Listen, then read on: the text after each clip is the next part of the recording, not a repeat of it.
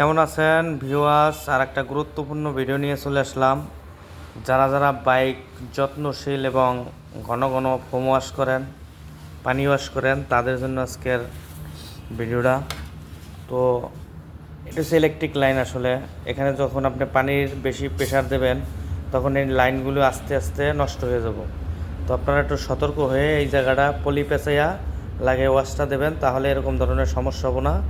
আর একটা সমস্যা আছে, এই যে ফুয়েল ট্যাঙ্কিটা, এখানে অনেক সময় দেখবেন গান মেশিন দিয়ে অনেক স্পিডে পানি দেয়, সেই ক্ষেত্রে এটা আর খোলে না। তো এই সতর্ক অবলম্বন করে গাড়িটা ওয়াশ করবেন, তাহলে আসলে ঠকবেন না। সবচেয়ে আপডেট, সবচেয়ে গুরুত্বপূর্ণ ভিডিও আমার এই পেজে পাবেন।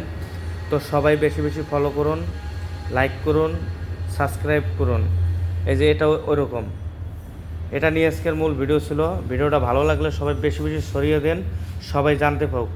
ভালো থাকবেন সবাই।